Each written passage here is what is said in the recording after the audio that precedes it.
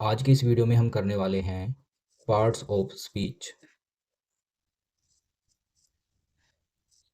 ये वीडियो मैं उन एस्पिरेंट्स के लिए बना रहा हूँ जिनको इंग्लिश ग्रामर का ई भी नहीं आता है, ठीक है।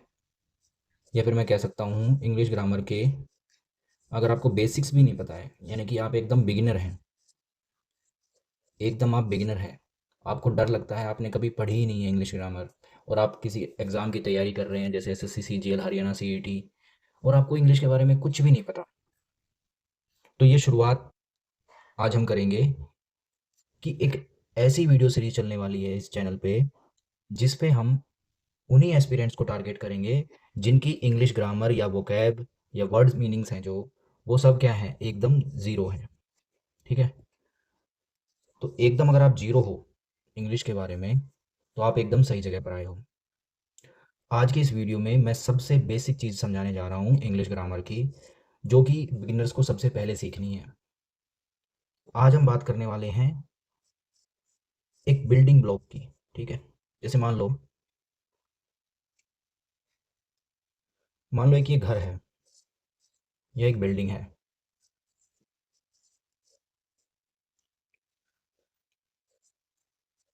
तो ये घर किससे बना होगा? ईंटों से बना होगा या ब्रिक से बना होगा, ठीक है, इस तरीके से। तो यही जो बिल्डिंग ब्लॉक्स हैं हम उन्हीं के बारे में बात करने वाले हैं।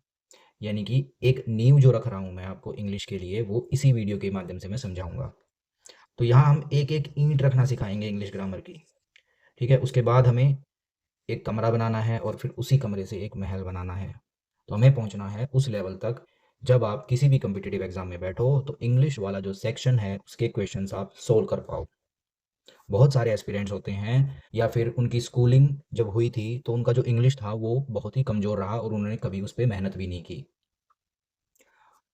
तो अब आप कम्पिटिटिव एग्जाम्स में बैठते हो तो इंग्लिश का जो सेक्शन है उसको देखते ही आपको डर लगता है और उसको आप स्किप करके दूसरे सेक्शन पे चले जाते हो, क्योंकि आपने कभी इंग्लिश को ध्यान से पढ़ा ही नहीं, ग्रामर के रूल्स नहीं पढ़े, वोकैब नहीं पढ़ी, तो वर्ड्स के मीनिंग भी नहीं पता। तो अब आपको कैसे शुरुआत करनी है? तो आपको शुरुआत करनी है एकदम बेसिक से, और यही बेसिक्स हैं, इन्हीं बेसिक से हम शुरुआत करने वाले हैं। तो एक एक ईंट पे ध्यान रखना है अब हमें, ठीक है।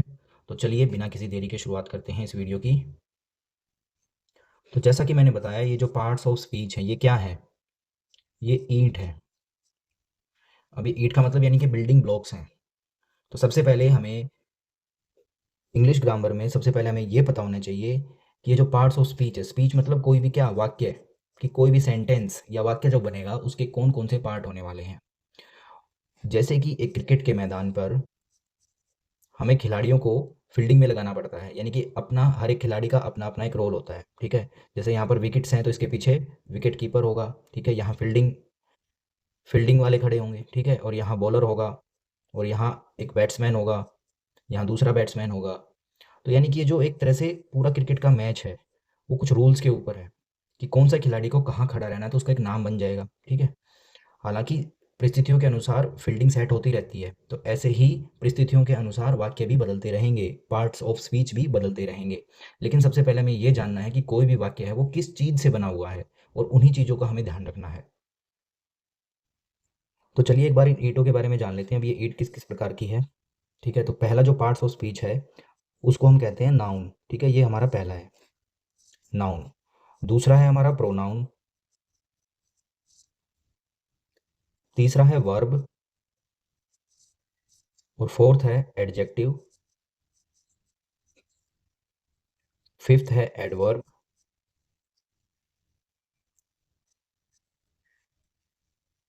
सिक्स्थ हो गया प्रपोजिशंस। और जो सेवन्थ है वो हो गया कंजंक्शंस।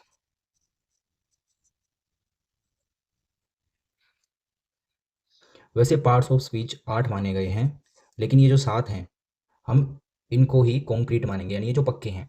अब ये जो 8वां है यहाँ पर और इनको थोड़ा सा कैटेगराइज कर देंगे हम, ये अलग अलग हो सकते हैं, जैसे कि आर्टिकल्स या डिटरमाइनर्स,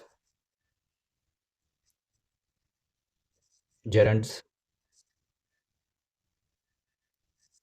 इंटरजेक्शंस, ठीक है। अभी मैं सिर्फ नाम बता रहा हूँ, आपको कंफ्यूज होने की या घबराने की ज़रूरत नहीं है कि इनके बारे में तो आपको कुछ पता ही नहीं है। हम एक एक ईंट के बारे में बात करने वाले हैं, जैसे कि मैंने पहले बताया है। यानी कि जो वीडियो सीरीज चलने वाली है इंग्लिश ग्रामर की, इसमें एक एक चीज़ मैं बताऊंगा, एक एक चीज़। ठीक है।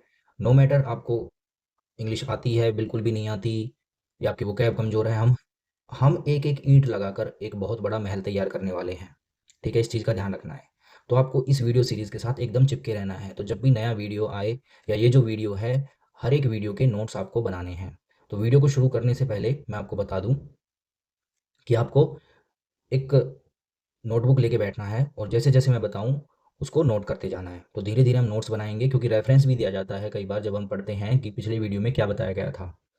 तो रेफरेंस के साथ भी हमें पढ़ना पड़ेगा। और ये जो सारी चीज़ें हैं, बस इन चीज़ों के बारे में अगर आपने जान लिया तो आपको इंग्लिश ग्रामर के रूल्स पता चल जाएगा। तो हम उन्हीं रूल्स को सीखेंगे। तो सबसे पहले तो हम इन्हीं के बारे में जानेंगे कि ये पार्ट्स ऑफ स्पीच जो हैं वो क्या हैं, फिर सेंटेंस कैसे बनाया जाता है, और फिर धीरे धीरे सभी रूल्स के बारे में पढ़ेंगे। तो अभी ये जो वर्ड्स हैं इनको देख के घबराना नहीं है, हम एक एक वर्ड के ऊपर बहुत सारे वीडियोज़ करने वाले हैं। तो वीडियो को पॉज़ करके आप एक बार इसके नोट्स बना लीजिएगा कि पार्ट्स ऑफ स्पीच क्या हैं। वो मैंने 8 प्रकार के बताए हैं, और ये जो 8वाँ है इसको भी मैंने अलग-अलग कैटेगराइज़ कर लिया है। ठीक है? तो एक सेंटेंस के अंदर आपको ये सारी चीज़ें देखने को मिल सकती हैं। तो चलिए एक बार थोड़ा-थोड़ा इन सभी पार्ट्स ऑफ स्पीच के बारे में जान लेते हैं कि ये आखिर होते क्या हैं। ठीक है? उसके बाद हम अगले वीडियो में हर एक पार्ट ऑफ स्पीच को उठाएँगे और उसके बारे में पूरी एक्सप्लेनेशन करने वाले हैं। तो अभी हम कर रहे हैं पार्ट्स ऑफ स्पीच। तो पहला हम उठा लेते हैं यहाँ पे नाउन। अभी हम बात करेंगे नाउन। ठीक है। तो नाउन क्या है? कोई भी नाम। कोई भी नाम। तो किसी भी सेंटेंस के अंदर हम कोई भी नाम देखते हैं तो वो क्या है? नाउन है। ठीक है। जैसे किसी का भी नाम, राम, श्याम, टॉमी, तो ये सब क्या है? ये नाम है। तो इसी को हम बोलते हैं नाउन। दूसरा है प्रोनाउन। प्रोनाउन क्या है? जो किसी के नाम की जगह पर यूज होता है उसको हम प्रोनाउन बोलते हैं। जैसे ही, शी, इट, दे। तो इस तरह के जो वर्ड्स आपको किसी सेंटेंस में दिखाई देते हैं तो उनको हम क्या बोलते हैं? प्रोनाउंस बोलते हैं। उसके बाद है एडजेक्टिव। अब ये एडजेक्टिव में क्या आता है? जैसे गुड, बैड, जैसे बैड, ठीक है, रेड। तो इस तरह से जो भी एडजेक्टिव्स हैं, जो कि हमने क्या पढ़ा था, अपनी क्लासेस में पढ़ा था, कि जिसको हम हिंदी में विशेषण कहते हैं, जो किसी संज्ञा की विशेषता बताते हैं। तो नाउन क्या है? नाउन को ही हम हिंदी में संज्ञा बोलते हैं। तो जो किसी नाउन को मॉडिफाई करेगा या उसकी विशेषता बताएगा उसको हम बोलते हैं एडजेक्टिव। ठीक है। जैसे क्या था? Good boy. बी बॉय क्या? एक लड़के का नाम है। ठीक है, मतलब एक लड़का है। ठीक है। तो बॉय कैसा है? गुड है, अच्छा है।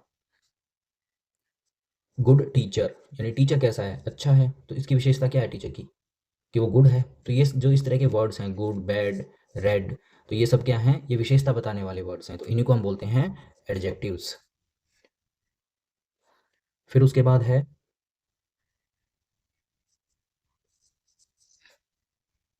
एडवर्ब्स।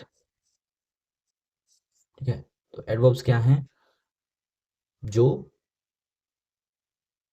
मॉडिफाई करते हैं, मॉडिफाई, या फिर हम क्या कह सकते हैं कि जो विशेषता बताते हैं किसकी?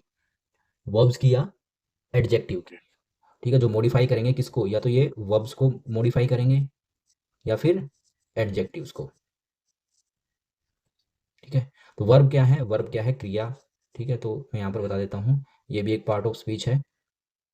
तो इसके साथ साथ एडवर्ब के साथ साथ मैं वर्ब को भी एक्सप्लेन कर देता हूँ। यानी कि क्रिया को हम बोलते हैं वर्ब। ठीक है। जैसे रन, प्ले, रीड, तो ये सब क्या है? क्रियाएं हैं। तो जो इनको मॉडिफाई करेगा उसको हम बोलते हैं एडवर्ब, या फिर एडजेक्टिव्स को भी मॉडिफाई करता है उसको हम एडवर्ब बोलते हैं। ठीक है। जो एडवर्ब्स होते हैं उनके पीछे इस तरह से एल वाई का यूज होता है। ठीक है। तो एडवर्ब्स के वर्ड कौन कौन से होंगे? जैसे स्लोली। ठीक है। जैसे हम बोलते हैं ही वॉक्स स्लोली, कि वह धीरे चलता है। तो यहाँ पर ये विशेषता किसकी बता रहा है? चलने की विशेषता बता रहा है। ठीक है। तो इसलिए इसको क्या बोलेंगे? एडवर्ब बोलेंगे। तो ये जो स्लोली है ये एक एडवर्ब का वर्ड है। ठीक है, दूसरा क्या हो सकता है? दूसरा हो सकता है ब्यूटीफुली। ठीक है, ब्यूटीफुली। तो ये जो वर्ड हैं जिनके पीछे ज़्यादातर एल वाई लगता है उनको हम बोलते हैं एडवर्ब्स। फिफ्थ है वर्ब, जो मैंने अभी पीछे एक्सप्लेन किया है आपको। ठीक है, तो वर्ब क्या है? एक क्रिया है या कोई काम है, उसको हम वर्ब बोलते हैं। तो इसमें कुछ भी, कोई भी काम है, जैसे रन, प्ले, हिट, सिट, ये सब क्या है? वर्ब्स हैं। तो ये क्रियाएं हैं, तो ये भी क्या है? पार्ट ऑफ स्पीच का हिस्सा हैं। उसके बाद हम आते हैं प्रेपोजिशंस पे। ये प्रेपोजिशंस क्या हैं? जितने भी इस तरह के वर्ड्स हमें दिखते हैं, इन, ऑन, अपॉन, फॉर, टू, ये सब क्या है? ये प्रेपोजिशंस हैं। ठीक है, तो इस तरह के words in, on, upon, for, to, ये सब प्रेपोजिशंस कहलाती हैं। और फिर सातवें नंबर पे आता है कंजंक्शंस। कंजंक्शंस, अब ये कंजंक्शंस क्या हैं? जैसे एंड, बट, और, तो इस तरह के जो वर्ड्स हैं इनको हम बोलते हैं कंजंक्शंस। उसके बाद आठवां, जैसे कि मैंने बताया था, इसमें बहुत सारे हो सकते हैं आर्टिकल्स या डिटरमाइनर्स, जैसे ए, एन, द, तो ये आर्टिकल्स या डिटरमाइनर्स होते हैं। या फिर इसमें आ सकते हैं जेरेंट्स। ठीक है, जेरेंट्स क्या होते हैं? जैसे वॉकिंग, स्लीपिंग। ठीक है, यहाँ पर आईएनजी जुड़ता है। ठीक है, तो वर्ब के साथ जब आईएनजी जुड़ के एक नाउन का काम करता है उसको हम जेरेंट बोलते हैं। बाकी एक्सप्लेनेशन हम, जब मैं इस जेरेंट के ऊपर जब वीडियो बनाऊंगा तब इसको अच्छे से एक्सप्लेन करूंगा। तो अभी इतना ही समझना है कि जिन वर्ब्स के पीछे आईएनजी लगकर जो वर्ड्स बनते हैं और वो नाउन का काम करते हैं उनको हम जेरेंट्स बोलते हैं। ठीक है, उसके बाद हो सकता है इंटरजेक्शंस।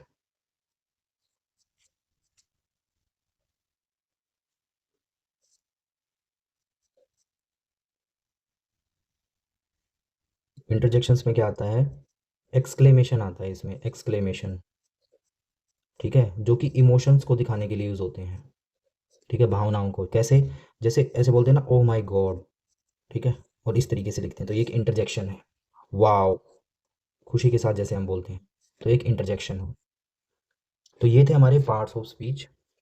अब अगले वीडियोस में हम एक एक पार्ट ऑफ स्पीच को अच्छे से करेंगे, पूरी एक्सप्लेनेशन के साथ करेंगे। तो आपको ये वीडियो कैसा लगा?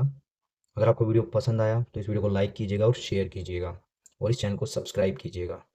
तो मिलते हैं अगली वीडियो में, तब तक के लिए जय हिंद।